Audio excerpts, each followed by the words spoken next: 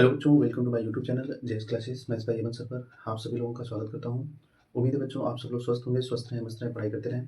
बच्चों आज हम लोग पढ़ने वाले थे क्लास 10th का कक्षा 10वीं का प्रीवियस ईयर क्वेश्चन का 2024 प्रीवियस ईयर क्वेश्चन का अनसॉल्व का ऑप्शनल क्वेश्चन आज हम लोग देखेंगे। यहाँ पे लिखा गया है previous year question set number 1 का नाम एचबी था, तो एचबी का ऑप्शनल क्वेश्चन बहुविकल्पीय प्रश्न जो 20 नंबर का आता है और एक क्वेश्चन 1 नंबर का आता है।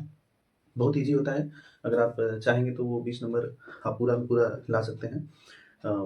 20 आउट ऑफ 20 आराम से ला सकते हैं, बस थोड़ा सा ध्यान देने की आवश्यकता है, ठीक है।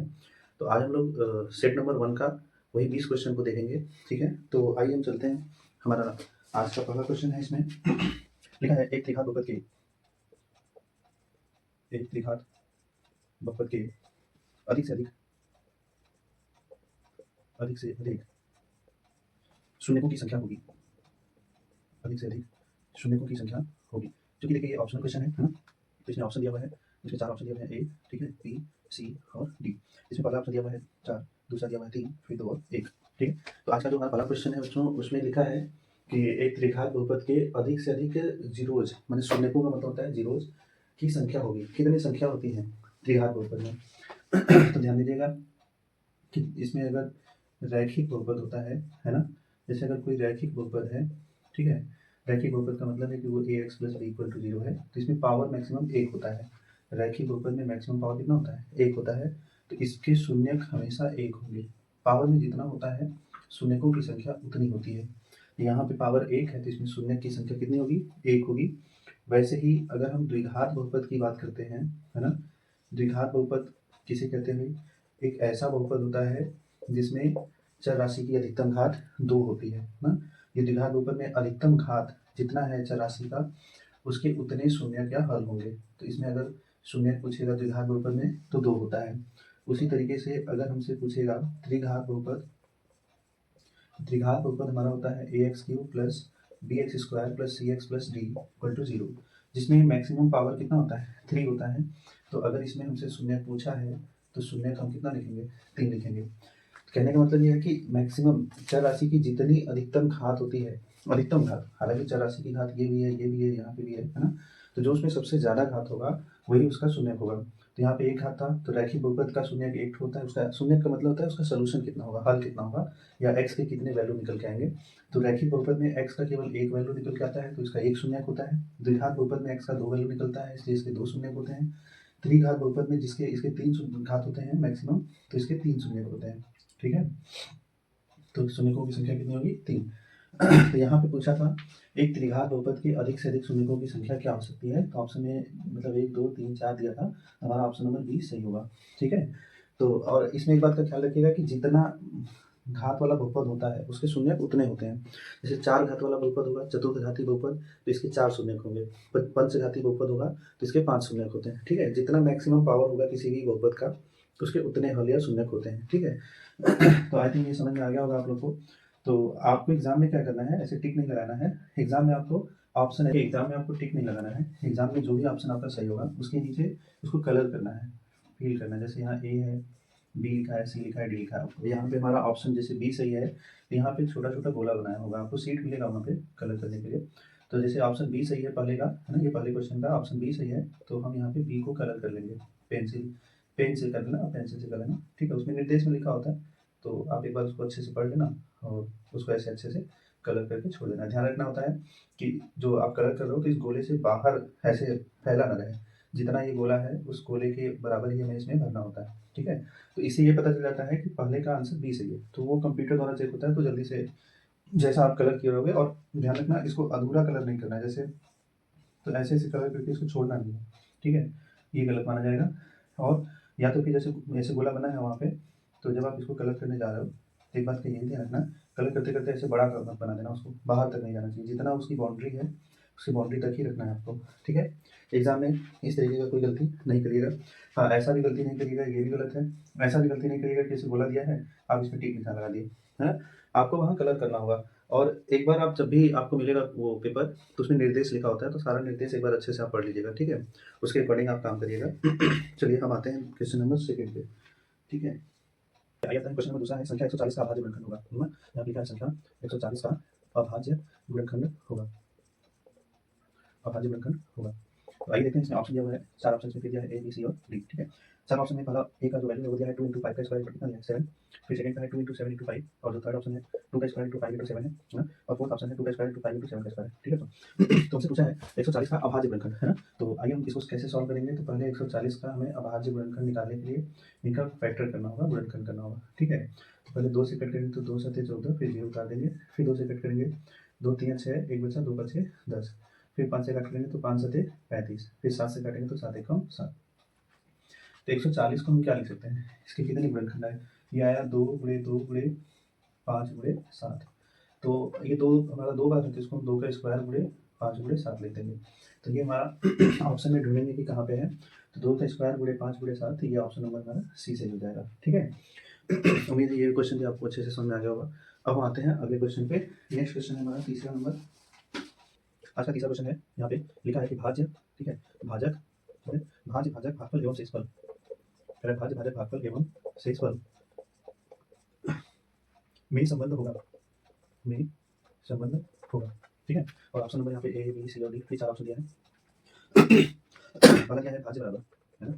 पहला ऑप्शन क्या है, भाज्य बराबर शेषफल, है ना, भाज्य बराबर शेषफल × भागफल प्लस भाजक, पहला ऑप्शन में। दूसरा दिया है भाजक बराबर भाज्य × भागफल प्लस शेषफल, फिर थर्ड ऑप्शन दिया है भाज्य बराबर भाजक × भागफल प्लस शेषफल, ठीक है। फोर्थ दिया है भाजक बराबर भाज्य प्लस भागफल × शेषफल, भागफल × शेषफल, ठीक है। तो आइए इसको देखते हैं कौन सा सही होगा। देखिए जब हम भाग करते हैं, है ना, जो यहाँ अंदर लिखते हैं टेक्स्ट को बोलते हैं भाज्य। जिस संख्या से हम भाग करते हैं उसको हम लोग बोलते हैं भाजक, और यहाँ पे जितनी बार भाग ले जाते हैं उसको बोलते हैं भागफल, और अगर यहाँ पे घटाने के बाद कुछ बच जाता है तो उसको हम बोलते हैं शेषफल, है ना। तो इनमें एक संबंध होता है, जब भी आप कभी भाग करेंगे तो इन दोनों का गुणा करके इसको आप जोड़ दीजिए, इन दोनों का गुणा करके इसको जोड़ते हैं तो ये मिल जाता है ना। कैसे होगा, यानी अगर हमें भाज्य चाहिए, है ना, यानी अगर हमें भाज्य चाहिए तो हमें भाजक और भागफल का आपस में गुणा करना होता है ना। भाजक और भागफल का आपस में हमें क्या करना होता है, गुणा करना होता है। जितना भी आंसर आता है उसमें हमें शेषफल जोड़ देना होता है ना। तो हमारा ये भाज्य मिल जाता है वहाँ अंदर वाला। तो इसमें ये रिलेशन कहाँ, चारों ऑप्शन में से कहाँ पे दिख रहा है, तो ये देखिए थर्ड ऑप्शन में, भाज्य बराबर भाजक × भागफल धन शेषफल। तो ये ऑप्शन नंबर सी सही हो जाएगा इसमें, ठीक है। और ऐसा क्यों है, तो जैसे एक एग्जाम्पल ले लेते हैं, उसके माध्यम से हम समझ लेते हैं, ठीक है। जैसे मान लीजिए अगर आपसे कोई कह दिया 25 में 4 से भाग करो, ठीक है, तो आप क्या लिखोगे, 25 में 4 से भाग करेंगे तो 4 × 24, ठीक है। तो कितना बचेगा 1। अब अगर हमें 25 चाहिए वापस से, तो हमें क्या करना होगा, 4 का 6 में गुणा कर लेते हैं तो 4 × 24 हो जाएगा, और उसमें ये जो शेषफल आया है उसको एक जोड़ देंगे, कितना हो जाएगा 25। तो इसीलिए यहाँ पे जो सूत्र बनता है वो क्या बनता है कि अगर हमें ये चाहिए तो हमें इसका इसमें गुणा करना होगा, जो उत्तर आएगा उसमें हमें ये शेषफल को जोड़ना होता है, तब ये मिल जाता है। जैसे यहाँ पे हुआ कि अगर हमें 25 चाहिए तो हम 4 में 6 से गुणा करेंगे, 6 जो कि 24, और ये जो शेषफल आया था उसमें हम एक जोड़ देंगे, तो 24 में जोड़ेंगे 25, ये बीच वाला मिल जाता है ना। तो हमारा सूत्र बनता है भाज्य बराबर भाजक × भागफल धन शेषफल। तो ये ऑप्शन नंबर सी में हमारा ये सूत्र बन रहा है यहाँ पे, तो ऑप्शन नंबर सी सही हो जाएगा, ठीक है।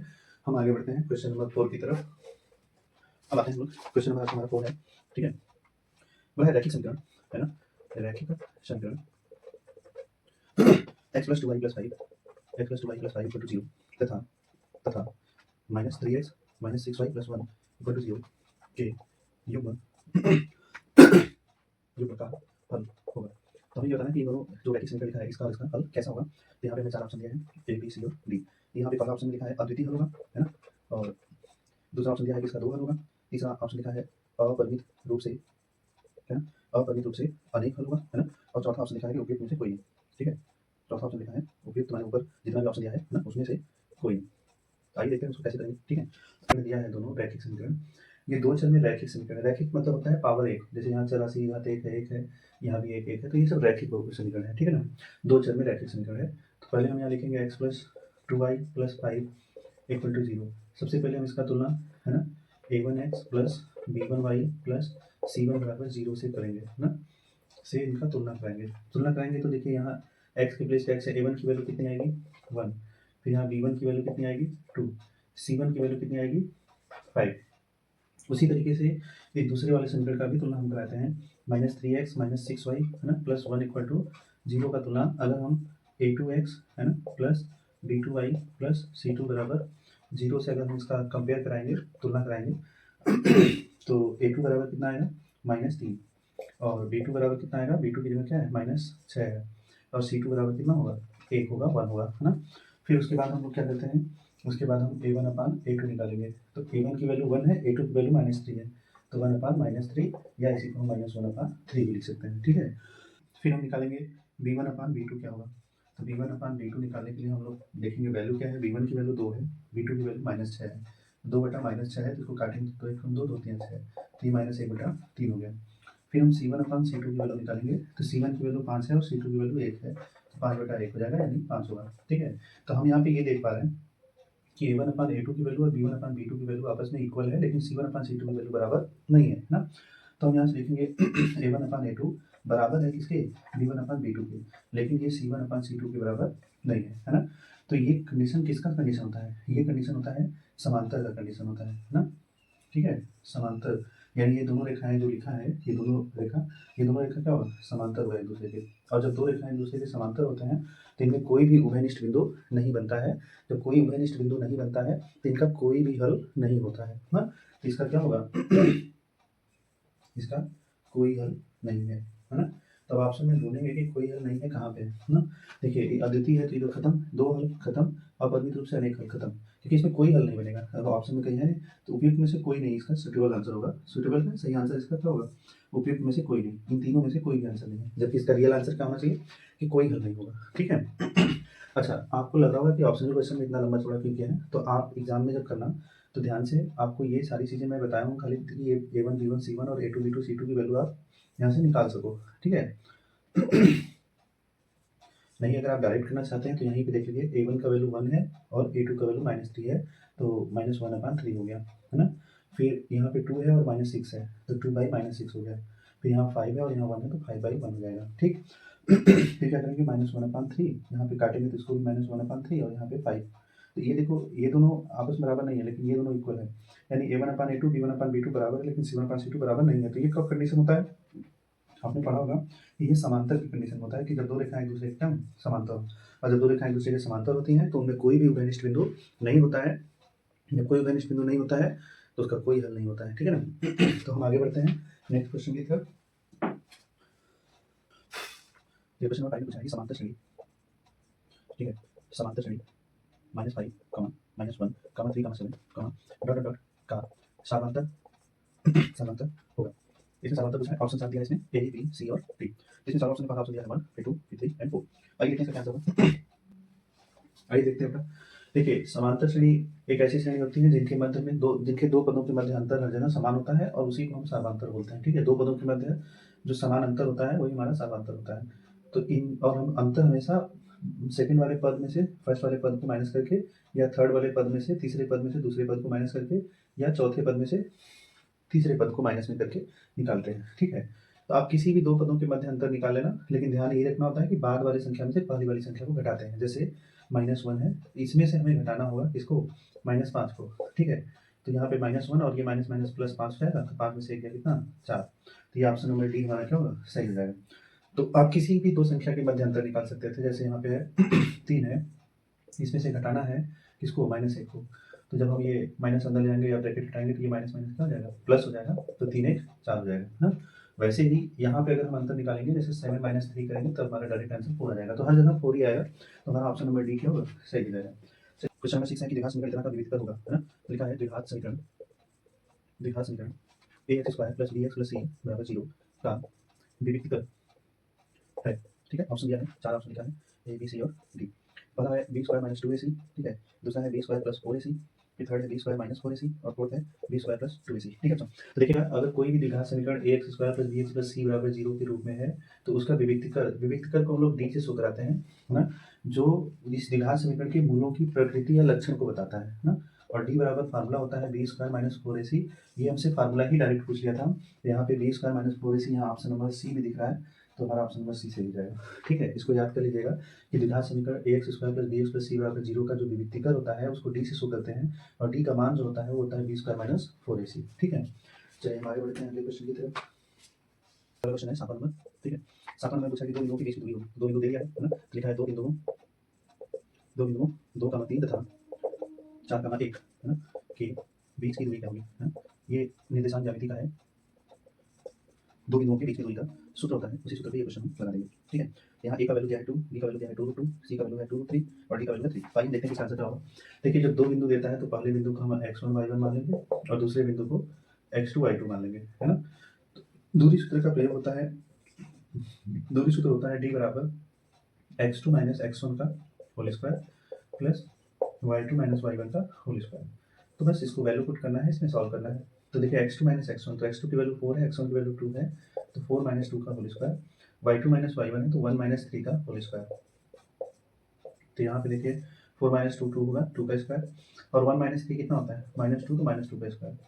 यहाँ पे देखिए 2 का स्क्वायर 4 माइनस 2 का स्क्वायर भी 4, तो ये हो जाएगा हमारा 4 प्लस 4 क्या 8 हो जाएगा, या फिर चलिए 8 ही कर लेते हैं। इसको हम और भी तरीके से कर सकते थे, लेकिन चलिए आगे देखते हैं। 8 का फैक्टर कर लीजिएगा 2 इंटू 2 इंटू 2, इसका जुड़ा बन के रूट से बाहर निकल जाएगा, तो 2√2 इसका आंसर हो जाएगा ना। तो ऑप्शन नंबर बी सही हो जाएगा इसका, 2√2। ठीक है। यहाँ से जब हम हल कर रहे थे, यहाँ से हम इसको ऐसे भी कर सकते थे, ईजी हो जाता थोड़ा। 4 2 बार है तो हम इसको लिख सकते थे 2 गुणे 4, तो 4 कड़ी से बाहर निकल जाएगा तो 2 बचेगा कड़ी में, ये वाला 2 कड़ी में 2 बच जाता, तो यहाँ से भी आंसर हो सकता था। ठीक है, तो कुल मिला के इसका ऑप्शन नंबर बी सही होगा। ठीक, तो दो बिंदुओं के बीच की दूरी अगर सवाल हर साल पूछता है ऑप्शन में, इस साल भी पूछा है, तो ये आप याद कर लीजिएगा। ठीक है, ये क्योंकि ये याद रहेगा तो आप इसमें वैल्यू पुट करके निकाल लेंगे आराम से। ठीक है, आगे बढ़ते हैं अगले क्वेश्चन की तरफ। ठीक है, चलिए आते हैं क्वेश्चन नंबर 8 हमारा। इसमें बोला कि एक द्विघात समीकरण 3x स्क्वायर, एक द्विघात समीकरण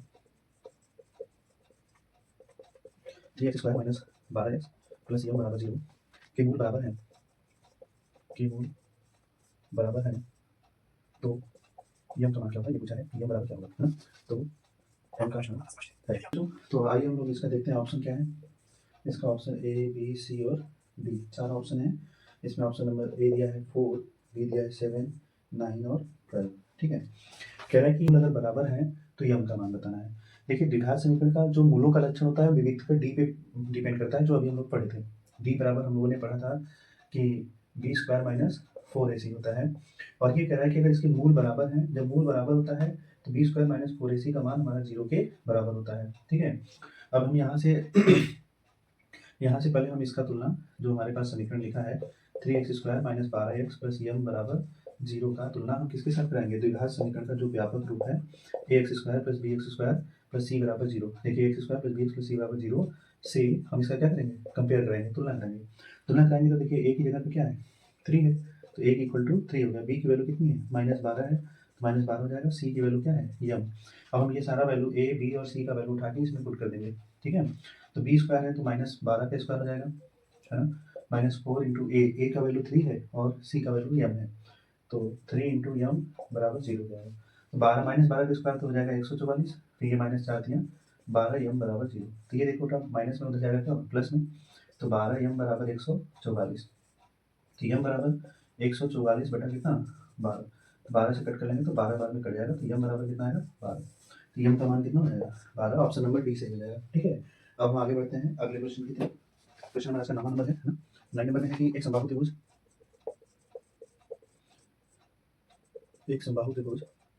एबीसी की भुजा 2a है। ठीक है, प्रत्येक शीर्षक की लंबाई होगी, पूछा है उसके प्रत्येक शीर्षक की लंबाई होगी। ठीक है, ऑप्शन दिया है, 4 ऑप्शन है, ए सी और डी। ए का वैल्यू है a√2, फिर 2a√3, फिर a√3 और 3a, ये 4 ऑप्शन दिया है। ठीक है, तो आइए देखते हैं। ये बोला है कि एक समबाहु त्रिभुज है ना। समबाहु त्रिभुज क्या होता है, एक ऐसा त्रिभुज होता है जिसके तीनों साइड्स आपस में क्या होते हैं, इक्वल होता है ना। जैसे ये साइड और ये साइड तीनों इक्वल होता है। ठीक है, और ये जब तीनों इक्वल होता है तो उसकी साइड दिया हुआ है 2a, तो ये भी 2a होगा, ये भी 2a होगा, और ये पूरी लेंथ भी क्या होगी 2a होगी। ठीक है, और ये बोला है कि उसके प्रत्येक शीर्ष लंब का मतलब होता है कि किसी भी समबाहु त्रिभुज में या किसी भी त्रिभुज में शीर्ष से सामने वाली भुजा पर खींचा गया लंब शीर्ष लंब होता है। तो यहाँ पे लंब खींचा गया मतलब 90 डिग्री का एंगल बनाएगा, दोनों साइड बनाएगा, इधर भी 90 बनेगा, इधर भी 90 बनेगा। तो इसी शीर्ष लंब की लंबाई हमें बतानी है, ठीक है। इसकी लंबाई हम मान लेते हैं क्या है, ये h है, ठीक। तो हम आगे बढ़ते हैं। यहाँ पे आप एक चीज़ का ध्यान रखिएगा कि किसी भी समबाहु त्रिभुज में, है ना, समबाहु त्रिभुज में अगर हम किसी भी शीर्ष से सामने वाली भुजा पर लंब खींचते हैं तो ये लंब जो है इन दोनों भुजाओं को समविभाजित करता है, मतलब दो बराबर भागों में बांट देता है, ठीक है। दो बराबर भागों में बांटता है तो कैसे लिखेंगे यहाँ पे, तो ये 2a था टोटल, तो ये यहाँ से यहाँ तक a हो जाएगा और इधर भी क्या हो जाएगा, a हो जाएगा, ठीक। और यहाँ पे अब हमारे पास दो यहाँ पे हमारे पास क्या बन रहा है, ट्रायंगल बन रहा है, राइट एंगल ट्रायंगल समकोण त्रिभुज बन रहा है, एक यहाँ पे बन रहा है ऐसे और एक इधर बन रहा है। तो किसी भी एक त्रिभुज में हम चलेंगे तो लिखेंगे त्रिभुज ADB में, है ना, तो लिखेंगे त्रिभुज ADB में। अगर आप इस त्रिभुज में चलेंगे तो इसमें पाइथागोरस नियम लगेगा, है ना। तो पाइथागोरस का नाम तो आप लोगों ने सुना ही होगा, क्लास 10 पूरा पढ़ लिया तो, है ना। पाइथागोरस प्रमेय क्या होगा, पाइथागोरस थ्योरम होता है कर्ण का स्क्वायर, है ना, बराबर लंब का स्क्वायर, है ना, कर्ण का स्क्वायर बराबर लंब का स्क्वायर प्लस आधार का स्क्वायर, है ना। चलिए, तो कर्ण क्या होता है, 90 डिग्री के सामने वाला जो साइड होता है उसको बोलते हैं कर्ण। तो कर्ण हमारा 2a है, यहाँ लिखेंगे 2a का स्क्वायर, है ना। लंब ये हमें निकालना है h की लंबाई, है ना, और प्लस आधार क्या है, यहाँ से यहाँ तक की लंबाई a है तो लिखेंगे a का स्क्वायर। तो ये जब ब्रैकेट हटाएंगे तो दोनों का स्क्वायर होगा, 2 का स्क्वायर अलग होगा, a का स्क्वायर अलग होगा। तो 2 का स्क्वायर 4 हो गया, a का स्क्वायर अलग हो जाएगा a स्क्वायर, फिर यहाँ h स्क्वायर और प्लस a स्क्वायर प्लस में इधर आएगा माइनस होगा, हमें h की वैल्यू चाहिए, तो h स्क्वायर बराबर क्या बचेगा, 4 स्क्वायर तो पहले से था, ये इधर प्लस में इधर आएगा क्या होगा, माइनस में होगा। तो h स्क्वायर बराबर 4 स्क्वायर में से ये स्क्वायर घटाएंगे तो कितना आएगा, 3 स्क्वायर, ठीक है।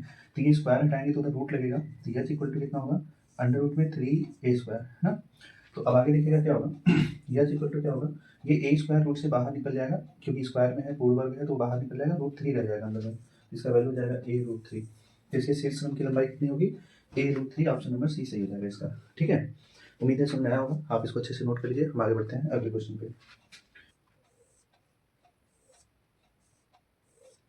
देखिए यहाँ पे बार आता है, माइनस की फ्रीक्वेंसी है और यहाँ पे है वर्ग अंतराल, ठीक है। और हमसे यहाँ पे कॉलम बनाया है 1 2 3 4 5, 3 4, एक कॉलम और है इसका 5, यहाँ पे वैल्यू लिखा है 1 से 3 है, 3 to 5, 5 to 7, 7 to 9 और 9 to 11 है, ठीक है। और यहाँ पे लिखा है 3 2 4 2 3 और ऑप्शन इसका दिया है A B C और D, चार ऑप्शन दिए हैं, इसमें लिखा है 2 4 5 और 6, ठीक है। ये हमारा क्वेश्चन है ना। अब एक क्वेश्चन का माध्य बताना है। देखिए माध्य बताने का जो फार्मूला होता है आप लोगों ने देखा होगा कि माध्य निकालने के लिए दो होता है, एक अवर्गीकृत आंकड़ा होता है, एक वर्गीकृत आंकड़ा होता है। तो ये हमारा वर्गीकृत आंकड़ा है ना। तो इसमें हम माध्य निकालने के लिए प्रत्यक्ष विधि का प्रयोग कर लेंगे, ठीक है। अब प्रत्यक्ष विधि आप लोगों ने पढ़ा होगा, नहीं पढ़ा है तो उसको आप याद कर लीजिएगा। ऐसा सवाल देगा तो हम इसको कैसे सॉल्व करेंगे ये देखते हैं। सबसे पहले हम इसमें कॉलम बनाएंगे दो, क्योंकि दो कॉलम इसमें बनाए हुए हैं। एक कॉलम में हम लिखेंगे वर्ग अंतराल, है ना, और दूसरी कॉलम में हम लिखेंगे बारंबारता, ठीक है, इसकी फ्रीक्वेंसी लिखेंगे, ठीक। और हम यहाँ पे वर्ग अंतराल और उसकी फ्रीक्वेंसी को लिख लेते हैं, ये हमारा बारंबारता ये की वैल्यू हो जाती है, ठीक। यहाँ पे वर्ग अंतराल हमारा लिखा है 1 to 3, 3 to 5, 5 to 7 और 7 to 9 है और 9 to 11 है। और इसकी फ्रीक्वेंसी यहाँ पे दी हुई है 3 और यहाँ पे लिखा है 2, यहाँ पे लिखा है 4, यहाँ पे लिखा है 2 और यहाँ पे लिखा है 3, ठीक है। तो हम इसमें एक कॉलम और अपने से बना लेंगे, है ना। माध्य निकालने के लिए हमें पहले तो x की वैल्यू चाहिए, है ना। x की वैल्यू निकालने के लिए हम लोग क्या करते हैं, देखिए ध्यान दीजिएगा यहाँ पे x का मान हम कैसे निकालेंगे।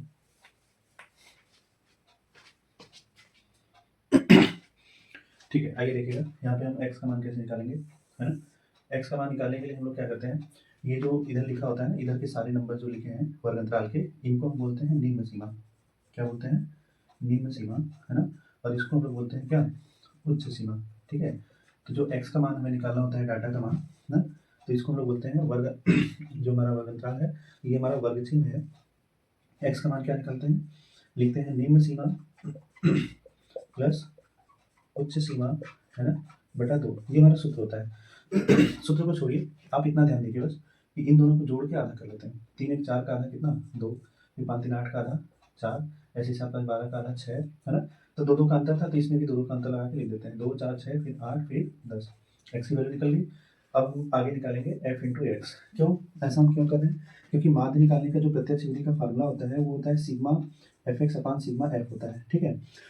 तो हमें एफ इंटू एक्स तो चाहिए, तो हम यहाँ पे लिखेंगे एफ इंटू एक्स, यानी इन दोनों का आपस में गुणा करना है, मल्टीप्लाई करना है। 3 गुना 6, फिर 4 गुना 8, फिर 6 चौके 24, फिर 8 गुना 16 और 10 दिया कितना 30 हो गया।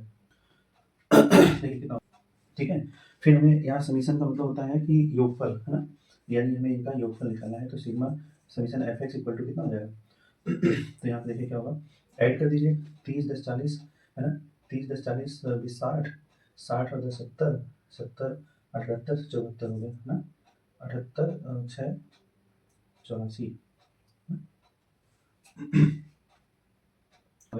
30, है ना, 30 मतलब 30 10 40 30 60 10 70 70 8 78 78 और 6 84, ठीक है। और यहाँ पे हम क्या निकालेंगे, यहाँ पे हमें निकालना है सिग्मा एफ का मान, है ना। समीशन एफ का मतलब होता है इनका योगफल कितना होगा। तो 4 3 2 5 4 9 2 11 3 14, ठीक है। तो अब इसमें वैल्यू पुट कर देंगे बेटा। समीशन एफ एक्स की वैल्यू कितनी आई 84 और समीशन एफ की वैल्यू कितनी आई 14 आई। तो 14 का 14 का पढ़ा पड़िए, एक नंबर की 84 आ जाए, 14 5 70 14 6 84, 6 बार में कट गया, तो इसका आंसर कितना आएगा 6। इसका मान कितना होगा 6 होगा, ठीक है। तो उम्मीद है समझ आया होगा, ठीक है। हम आगे बढ़ते हैं अगले क्वेश्चन पे। 11 नंबर है साइन 27 अपान में क्या है कॉस 63, ठीक है। पूछा है कि इसका मान क्या होगा, है ना, मान होगा।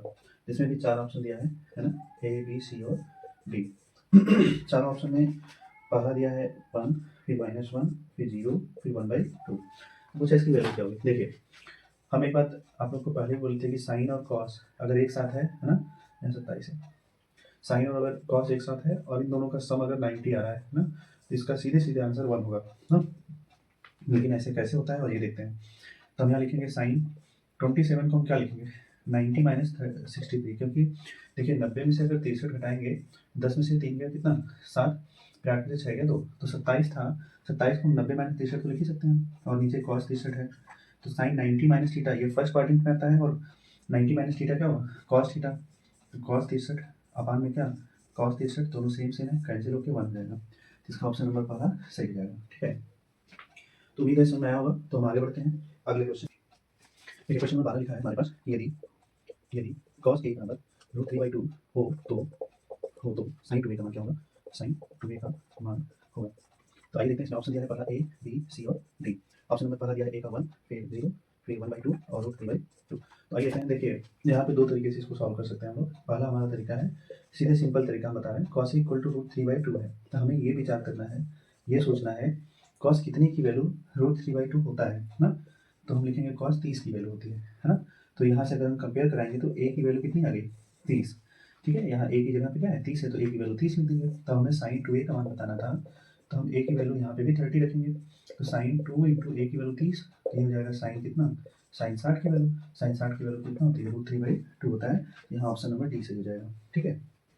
तो उम्मीद है आपको समझ में आया होगा। आप आगे बढ़ते हैं हम लोग क्वेश्चन नंबर नेक्स्ट हमारा, ठीक है। क्वेश्चन नंबर 13 है हमारा कि 1 प्लस tan स्क्वायर ए अपान 1 प्लस कॉट स्क्वायर ए का मान होगा, है ना, का मान होगा। यहाँ पे ऑप्शन दिया है ए बी सी और डी। तो ऑप्शन में लिखा है सेक स्क्वायर ए, है ना, सेक स्क्वायर ए, फिर दूसरा दिया है -1, फिर दिया है कॉट स्क्वायर ए, है ना, और चौथा दिया है tan स्क्वायर ए। तो आइए देखते हैं। देखिए हम लोगों ने फार्मूला पढ़ा था ट्रिग्नोमेट्री में कि sec square A equal to होता है हमारा 1 प्लस tan स्क्वायर ए, और सेकेंड फार्मूला हमने पढ़ा था cosec square equal to 1 plus cot square A. तो यहाँ पे ये फार्मूला ही यूज किया है इसमें। देखिए 1 प्लस tan स्क्वायर ए हमारा ये वाला फार्मूला यूज कर लिया है इसने, और नीचे 1 प्लस कॉट स्क्वायर ए लिखा है, तो ये इसकी जगह पे मतलब ये फार्मूला यूज किया है कोसेक स्क्वायर वाला। तो इसके स्थान पे हम ये वापस से और इसके स्थान पे ये वापस से तो लिख ही सकते हैं, हाँ। जैसे हमारे पास लिखा था 1 प्लस क्या tan स्क्वायर ए होल अपान में 1 प्लस कॉट स्क्वायर ए, है ना। तो 1 प्लस tan स्क्वायर ए किसका फार्मूला है सेक स्क्वायर ए, तो हम यहाँ लिख देंगे सेक स्क्वायर ए। और 1 प्लस कॉट स्क्वायर ए किसका फार्मूला है कोसेक स्क्वायर ए, दिया जाएगा कोसेक स्क्वायर ए। अच्छा इसको थोड़ा सा और आगे हल करेंगे, तो हम लोग फार्मूला पढ़े थे, है ना। हम लोगों ने पढ़ा था कि अगर सेक ए है तो हम इसको 1 अपान कॉस ए लिखते हैं, और अगर कॉसेक ए है तो हम इसको 1 अपान साइन ए लिखते हैं ना। तो वैसे ही यहाँ पे सेक स्क्वायर ए है ना, तो सेक स्क्वायर है तो 1 अपान कॉस स्क्वायर ए हो जाएगा, है ना। और कॉसेक स्क्वायर ए है तो ये हो जाएगा 1 अपान साइन स्क्वायर ए हो जाएगा। और ये किनारे का बड़ा किनारे बीच का बड़ा बीच में कर दीजिए, साइन स्क्वायर ए का गुणा 1 में होगा तो साइन स्क्वायर ए ही होगा, है ना, और कॉस स्क्वायर ए का गुणा 1 में होगा तो कॉस स्क्वायर ए होगा। फिर हम लोगों ने पढ़ा था एक फॉर्मूला कि sign A upon cos A अगर होता है तो हम लिखते हैं टेन ए, है ना। तो यहाँ पे देखिए साइन स्क्वायर ए अपान कॉस स्क्वायर है तो हमारा आंसर क्या हो जाएगा, टेन स्क्वायर ए हो जाएगा। तो यहाँ पे ऑप्शन नंबर डी हमारा सही हो जाएगा। ठीक, उम्मीद है आपको समझ आया होगा। इसको आप नोट कर लीजिए। हम आगे बढ़ते हैं अगले क्वेश्चन की तरफ। देखिए हमारा क्वेश्चन नंबर 14 है। यहाँ पे लिखा है कि साइन 2a इक्वल टू, लिखा है 2 साइन ए, है ना, सत्य होगा, ये पूछ रहा है ये सत्य होगा कब, जब सत्य होगा जब a बराबर हो, है ना। जब a बराबर किसके होगा तो ऑप्शन लिखा है a b c और d, चार ऑप्शन लिखा है। यहाँ 0 डिग्री लिखा है, 30 डिग्री, 30 अंश, 45 अंश और 60 अंश। ठीक है, तो ये देखिए भाई, यहाँ पे देखिए साइन 2a इक्वल टू कितना है, 2 साइन ए। देखिए एक फार्मूला हम लोग पढ़े थे, साइन 2a इक्वल टू होता है 2 साइन ए इंटू कॉस ए, है ना। तो यहाँ पे जो साइन 2a की फार्मूला है वो ये वाली, है ना, इसको हम इसके स्थान पे पुट कर देंगे। तो इसका फार्मूला होता है 2 sine A into cos A equal to, इधर हो जाएगा 2 साइन ए। देखिए 2 से 2 कैंसिल हो जाएगा, साइन ए से साइन ए कैंसिल हो जाएगा, तो बचेगा कौन, कॉस ए, और इक्वल टू 1 बचेगा इधर, है ना। अब हमें ये सोचना है कि कॉस कितने की वैल्यू 1 होती है ना। देखिए कॉस ए इक्वल टू हो जाएगा कॉस 0 डिग्री का मान 1 होता है ना। तो यहाँ से ए इक्वल टू कितना हो जाएगा, 0 डिग्री, है ना। तो ऑप्शन हमारा पहला वाला सही हो जाएगा इसमें। ठीक, उम्मीद है समझ आया होगा। आप इसको नोट कर लीजिए। हम आगे बढ़ते हैं। हमारा देखिए हमारा अगला क्वेश्चन नंबर 15 है कि 22 सेंटीमीटर, है ना, यहाँ लिखा है 22 सेंटीमीटर परिधि वाले, है ना, 22 सेंटीमीटर परिधि वाले एक वृत्त के चतुर्थांश का क्षेत्रफल क्या होगा, एक वृत्त के चतुर्थांश का क्षेत्रफल होगा। ठीक है, ऑप्शन है यहाँ पे 4, है ना, ए बी सी और डी। ठीक है, यहाँ पे ऑप्शन नंबर पहला है 44/7 है ना, 44/7 सेंटीमीटर स्क्वायर। दूसरा ऑप्शन है 22/8 सेंटीमीटर स्क्वायर। तीसरा ऑप्शन है 77/8 सेंटीमीटर स्क्वायर, और चौथा ऑप्शन है 8/77 सेंटीमीटर स्क्वायर। तो आइए देखते हैं कैसे हल होगा। देखिएगा भाई, जो वृत्त के चतुर्थांश का जो क्षेत्रफल होता है वो कितना होता है, पाई आर स्क्वायर बाई 4। ठीक है, आप याद किए होंगे, चतुर्थांश का मतलब है कि वृत्त का चौथा हिस्सा। तो वृत्त के क्षेत्रफल में 4 से भाग कर देंगे तो चतुर्थांश का क्षेत्रफल का फॉर्मूला मिल जाता है ना। ठीक है, तो वृत्त का क्षेत्रफल पाई आर स्क्वायर, और उसमें 4 से भाग कर दीजिए, चतुर्थांश का क्षेत्रफल मिल जाएगा। तो हमसे बोला है 22 सेंटीमीटर परिधि वाले, है ना, एक वृत्त के चतुर्थांश का क्षेत्रफल। देखिए ये कह रहा है कि एक परिवृत्त है जिसका ये सर्कमफ्रेंस होता है 22 सेंटीमीटर दिया है ना। इसकी सेंटर यहाँ पे ओ मान लेते हैं, इसकी रेडियस हमें नहीं पता है तो आर मान लेते हैं, है ना। ठीक है, तो हमें इसकी सर्कमफ्रेंस सी की वैल्यू दिया है, कह रहा है इसके चतुर्थांश का क्षेत्रफल, यानी इस वृत्त को 4 अगर इक्वल पार्ट में हम डिवाइड कर दें तो ये चौथे हिस्से का एरिया बताना है, इसका एरिया क्या होगा, है ना। ठीक है, तो इसमें तो चलिए आइए देखते हैं। तो सबसे पहले हमें क्या दिया है, सी इक्वल टू होता है 2 पाई आर, परिधि का फॉर्मूला होता है 2 पाई आर, और परिधि की लंबाई कितनी दी है, 22 सेंटीमीटर, यानी सी की वैल्यू कितनी दी है, 22 सेंटीमीटर। 2 इंटू पाई की वैल्यू होती है 22/7 गुणे आर। ठीक है, तो यहाँ 22 से देखिए 22 कट जाएगा, ये 7 को इधर भेजेंगे अंश में चला जाएगा, 2 नीचे आ जाएगा, तो आर इक्वल टू कितना हो जाएगा, 7/2 सेंटीमीटर। इसका त्रिज्या निकल गया, इसका रेडियस कितना है, 7/2 सेंटीमीटर। ठीक है, तो हमें चतुर्थांश का क्षेत्रफल चाहिए। चतुर्थांश होता है पाई आर स्क्वायर बाई 4, या इसी को हम लिखते हैं 1/4 इंटू पाई आर स्क्वायर। ठीक है, तो हमारा हो जाएगा 1/4 इंटू पाई की वैल्यू 22/7 गुणे आर की वैल्यू देखिए 7/2 है, चूंकि यहाँ स्क्वायर लगा है तो हम 7/2 को 2 बार लिखेंगे, है ना। यहाँ देखिए 7 से 7 कैंसिल हो जाएगा, 2 से कट करेंगे तो 11 बार में कटेगा, तो ऊपर बचेगा 11 गुणे 7, नीचे बचेगा 4 गुणे 2। देखिए ऊपर 11 और 7 बच गया, नीचे 4 और 2 बचेगा, 11 सते 77 बटा, आप कटेगा है नहीं तो इसे लिख देंगे 4 दूना 8। अब चूंकि एरिया है तो वर्ग सेंटीमीटर इकाई में रहेगा, सेंटीमीटर स्क्वायर रहेगा, तो 77/8 हमारा आंसर हो जाएगा। तो ऑप्शन में हमारा ऑप्शन नंबर सी सही हो जाएगा, 77/8 सेंटीमीटर स्क्वायर। ठीक है, उम्मीद है आपको समझ में आया होगा। नोट कर लीजिए, हम आगे बढ़ते हैं। हमारा क्वेश्चन नंबर 16 है, कह रहा कैप्सूल संयोजन है ना, ऑप्शन लिखा है कैप्सूल संयोजन है। तो ये पृष्ठीय क्षेत्रफल और आयतन का चक्र का है कि जिसमें 2-3 आकृतियों को एक साथ जोड़ के बनाया जाता है नया आकृति, है ना। तो उसमें बताना है ए बी सी और डी 4 ऑप्शन दिया है, बोला है 2 शंकुओं का, है ना, 2 शंकुओं का पहला ऑप्शन है। दूसरा है 1 बेलन एवं 2 अर्धगोलों का, दूसरा दिया है 1 बेलन एवं 2 अर्धगोलों का। तीसरा ऑप्शन है 1 बेलन एवं 1 अर्धगोले का। चौथा है 1 बेलन एवं 2 गोलों का, है ना, 1 बेलन एवं 2 गोलों का। जैसे 4 ऑप्शन दिया है, हमें बताना है कैप्सूल। कैप्सूल जो हम लोग टिकिया कैप्सूल खाते हैं, कैप्सूल हमारा कुछ इस तरीके का होता है ना। ठीक है, यहाँ से ऐसे बना रहता है, थोड़ा बड़ा कैप्सूल हो गया लेकिन समझ जाइएगा। हाँ, ये जो कैप्सूल होता है ये हमारा एक बेलन और 2 अर्धगोला होता है इसमें संयोजन, ठीक है? ऐसे बना होता है। तो यहाँ से यहाँ तक ये बेलन हो गया, यहाँ से यहाँ तक, और ये एक अर्धगोला इधर, एक अर्धगोला इधर चिपका हुआ है। तो इसका हो जाएगा कि एक बेलन, है ना? और उसमें 2 अर्धगोला लगा होता है, ठीक है? तो इनके संयोजन से जब हम बनाएँगे तो हमारा कैप्सूल बनता है, ठीक है? तो यहाँ पे हम कौन सा ऑप्शन लगाएँगे? एक बेलन एवं 2 अर्धगोले का, एक बेलन 2 अर्धगोला बन रहा है, तो ऑप्शन नंबर बी हमारा सही हो जाएगा, ठीक है? उम्मीद क्वेश्चन नंबर 17 है। कह रहा है यदि कुछ आंकड़ों का माध्य तथा बगलक क्रमशः इतना इतना है, लिखा है यदि कुछ आंकड़ों का माध्य तथा बगलक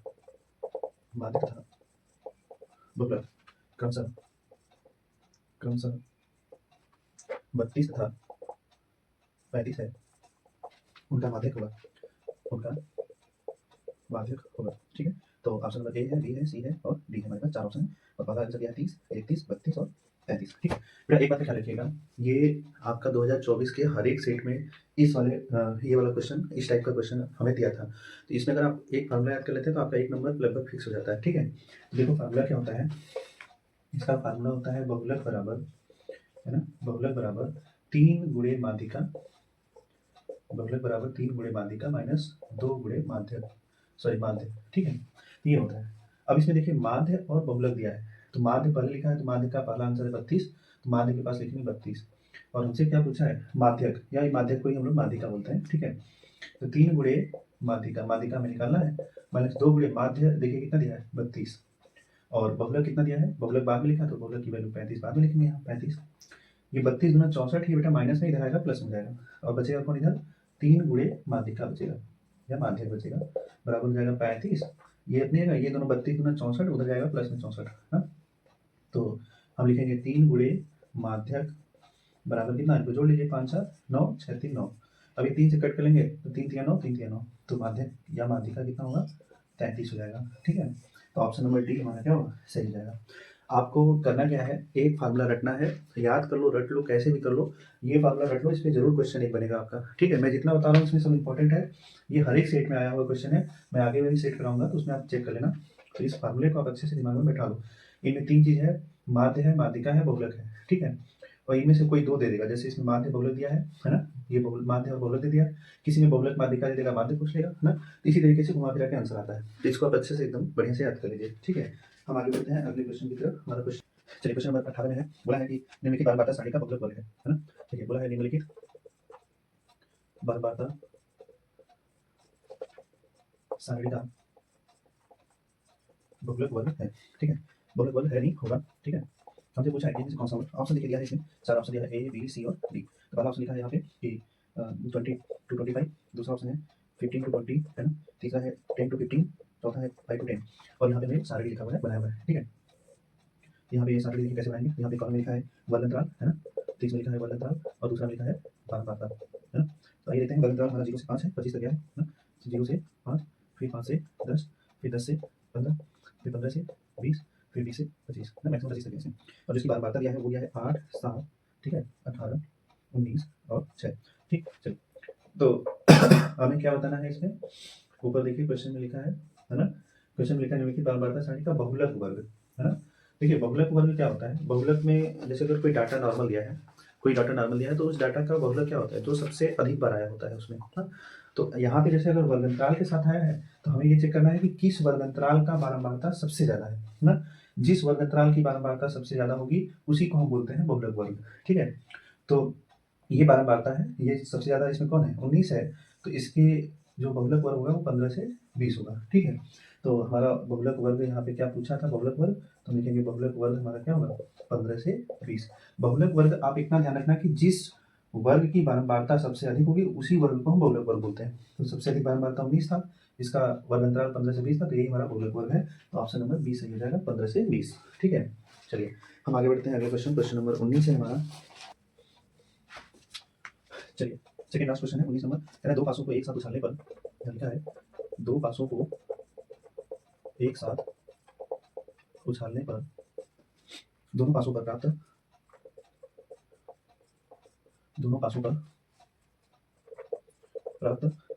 संख्याओं का योगफल, दोनों पासों पर प्राप्त संख्याओं का योगफल बोला है 10 होने की 10 होने की प्रायिकता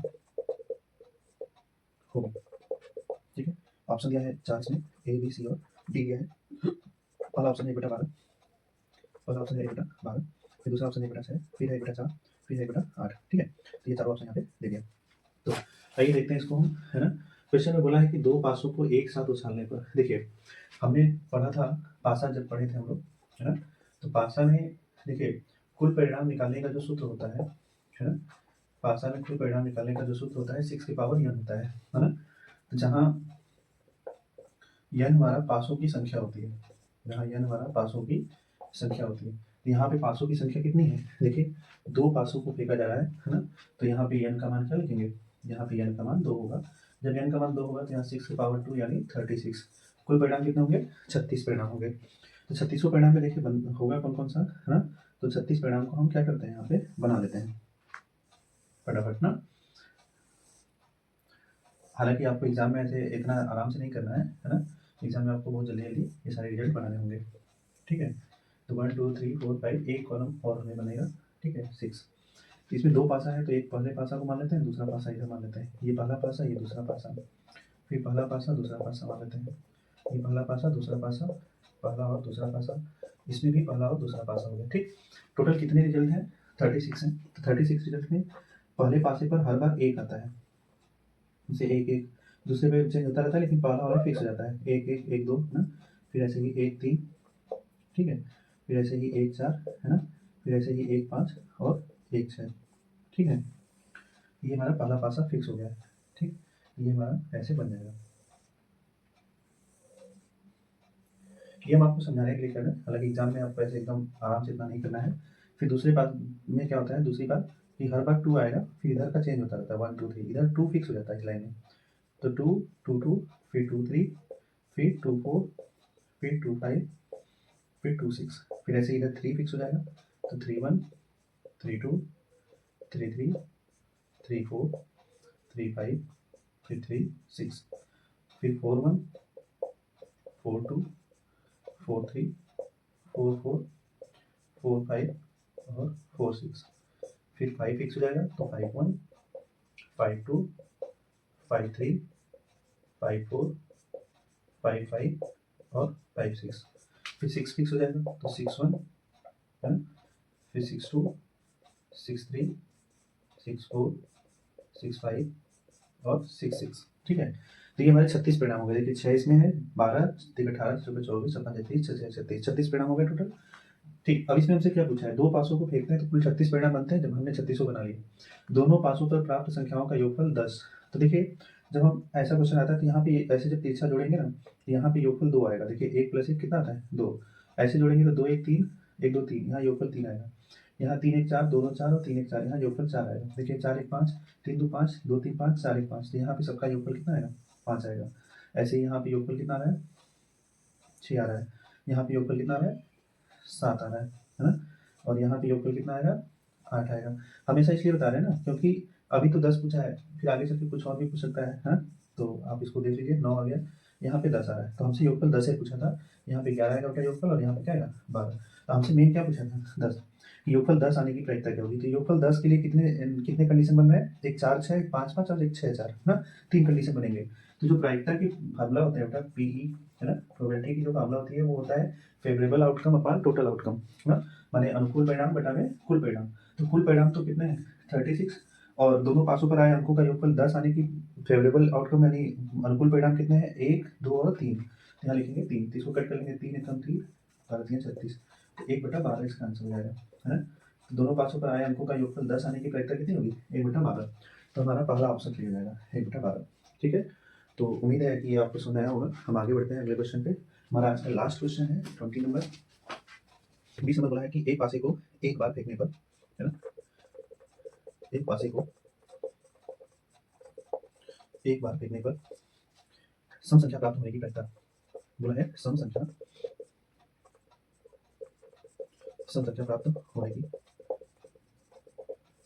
होने की प्रायिकता होगी। ठीक है, यहाँ पे option number A B C और डी है।